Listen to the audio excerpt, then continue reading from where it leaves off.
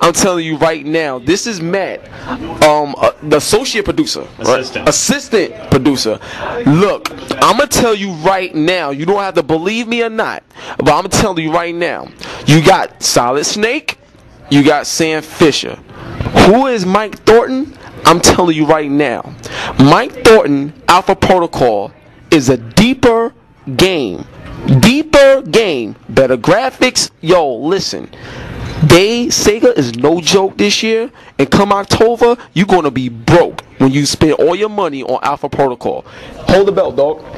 That's it, because you're the champion right now, seriously. Here we go, Alpha Protocol. Now, Alpha Protocol, I gotta tell you straight up, you guys created the most realistic, most deep, like, spy RPG game, like, ever. I've never seen nothing like it. How did you come up with this title, and how did you make it this deep? Well, it's from Obsidian Entertainment. They're the ones who made Knights of the Old Republic 2, Neverwinter Nights 2, the same developer, long heritage of RPGs, and actually it came from Chris Avalon, famous video game writer. He wrote the story, came up with the characters, brought it to us, and it's been in the works for the last 3 years, and we're really proud of where it's gone. The first true modern-day espionage RPG. Yo, now, when he says that, this isn't PR talk, alright? This shit is real, okay? Now, I'm gonna tell you right now. You see how you got your character, right? Now, you could go in and give your character a beard, change his hair, make him bald. You could actually be a spy, change who you are. You know what I'm saying? That's one. Two, because you have the RPG level up system, you could, like, they got this joint where you could level up your radar. So let's say, you know, you level up your radar, and people that's, like, behind this wall, a red light will show up, and then you know where they at. You get the drop on them before you even see them, son. This is crazy right here. So, now, speak a little bit more about some of the abilities Mike Thornton is going to have, and the things you have to do to level up. Alright, well, you can level up any weapon. You have 4 different weapon types. You have SMGs, shotguns, assault weapons, and pistols. Now, each one of those has their own special ability. If you want to do chain shot with your pistol, it lets you slow down time, line up shots. When you hit go, all those guys drop on the spot. That is ridiculous. With the shotgun, you turn on room sweep, you can fire twice as fast, do twice as much damage. You clean the room. Yo, I'm telling you right now, another thing is that this is the type of game that you never see the same thing twice. And I'm going to tell you something about the AI. When you shooting these cats and they like running, do you see them running like this? And like dodge, like it's not... It is ridiculous, man. You know what I'm saying? So, another thing about the game is that you could do your stealthy kills. Now, let's say you do a stealth kill or something like that, right? Then, you get a bonus for it. You go to a machine, they wire you money. They wire you money in the game. That is insane, man. I never seen nothing like that before. Now, you said that there's certain levels in the game that you don't even have to do. So, how is it that you have such a complete story, you know what I mean, in the game, yet you have all these different decisions to make? Aren't you going to miss out on certain things? Like, how does everything pan out? Well, you might, but it's a truly branching storyline. So, like the level I showed you, if you never meet that character, you don't know you didn't meet her. But if you go to that level, you ally with her, she brings her troops, she brings her friends, she brings her contacts. So yeah, you'll miss out on it, but that's what choice is about. You make your choices, you live with the consequences. Wow. So if you make enemies with her, you're going to have to live with the consequences. And if you never meet her, you're going to have to live with those consequences too. Wow. Oh my God. Yo, the game is crazy, man. It's called Alpha Protocol. Now, I'm going to tell you something else about the game that's like real retarded, right? Now, at the end of each level, you know, you could set your like points or something like that, where you can make your character like better, you know what I'm saying? You can have more abilities. Now, throughout the game changes. So they show this part where you actually got hand-to-hand combat, and when you fighting the people, they block, they dodge, they fight you back, and it gets crazier at the, you know, as you progress through the game. Now, as far as the hand-to-hand combat, right? What's some of the things you'll be able to do? Like, you know, and I don't tell everything, but a little bit, a little bit of the things that you'll be able to do as far as hand-to-hand combat in this spy RPG. Alright, well, because first and foremost we're an RPG, we don't put in a complicated fighting system. It's one button. If you level up, your character will start to block. You level up further, you work in kicks, roundhouse kicks. If you sprint, you do a running knee, where you run, jump, some Muay Thai style stuff. What? Oh my God. So you level it all the way up, and you wind up with very complicated martial arts. You can break their blocks. and build from there.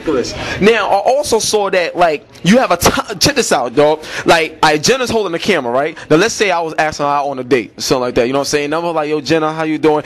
I got to think quick, because I got to make sure my game is right. You know what I'm saying? In the actual Alpha Protocol game, you have a quick time limit to how you're going to respond, whether it's aggressive, whether it's neutral, or whatever. And depending on how you respond, lets you know whether certain people is going to be on your side or against you, which changes the gameplay. I mean, it is ridiculous. So, you got games like, you know, Mass Effect, where you could choose what you want. They give you the option or whatever. But from my experience, you know, I think you could just leave the game on until, like, whatever, until you make a decision. That's right. But this one, there's pressure. That's right. And stuff like that. So, how does this carry on for the rest of the game? Because I know, does the timer get quicker and quicker, or I mean, how does this work for the game as far as the pressure? In real life, you obviously don't have time to sit forever and make a decision. So our game, that's why we have that time limit. Depending on the situation, sometimes it's less, sometimes you have 4 choices, sometimes you have 2. It all depends on how you've worked your way through it, because we want you to have to think on your toes and then live with those decisions. Okay. And if you slip up, say the wrong word, you may have just made an enemy. Wow. And now you got to live with that. Just like that. Now, I'm going to tell you something else that's crazy, right? My man Matt is over here sneaking, right? And because his stealth level wasn't up as high, he got spotted. So that just goes to show the AI peripheral vision is incredible, because Duke was looking straight but still saw him. So that right there is crazy. So it's actually a bonus for you to, you know, get your level up, so you can do more things in the game and be more lethal. You see what I'm saying? So Alpha Protocol is coming out October, and just from the little bit I've told you and from so much that I've seen, this game graphically will blow you away. Gameplay is limitless, because there's so many different things and different routines you're going to encounter in the game. The game is going to have multiple endings, and when I mean multiple endings, I don't mean a little bullshit, this one thing was different at the end. Completely different ending, as if you brought a brand new game. Like, seriously, like that. This game has it all. You better go out there and support Sega, support Alpha Protocol. The game is incredible. What systems is it coming out on? PS3, 360, and PC, all in October. You heard that, right? Alright, so you already know it's a done deal. One love, God bless, HipHopGamerShow.com, Alpha Protocol, and if you don't believe me, then see me, baby. It's gangster. Peace. Yo, what's going on, man? It's the Hip Hop Gamer, and I'm with Sega, the infamous classic Sega. Now, when I was like this high, I grew up on everything Sega, so to be here right now is an accomplishment, you know what I'm saying? I'm with my man Wayne, and you already see what's behind me, Bayonetta. Yeah, that's right, Bayonetta. This is crazy. And just to let you know, the character design is what really like sells this game as well. And you know, she's a badass girl, you know what I'm saying? Can't get mad at that. So, without further ado, I gotta keep it gully for you guys right now. You know what's about to happen, right? Sega never experienced this before, but this is the Hip Hop Gamer Show, you know what I'm saying? And you come through with the belt, you keep it spinning, you know what I'm saying? So I want to give my man Wayne the honor to hold the belt, because this is the main game. This is the main game that's crazy. So give it a spin, give it a spin. No, you gotta give it a... Yeah, that's what I'm talking about, you know?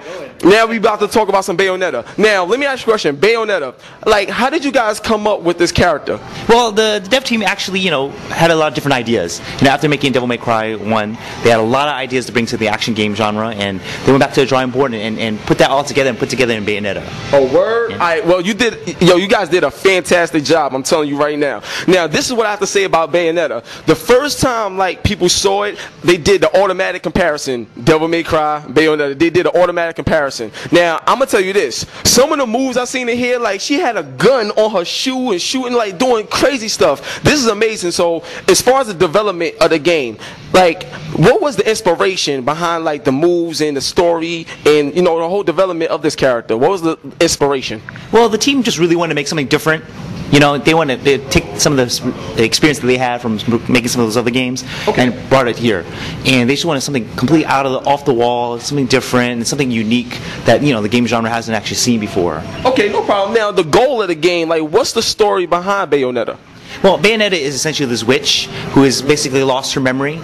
She's basically put into this battle, and so she's basically woken up from this deep slumber, not knowing who she is, and all of a sudden, angels are attacking her, and all these things are happening. So she's basically got to find out who she really is, and why she has these powers. Okay, now I got an ill question for you right now. Is Bayonetta the only character we're gonna wind up using in this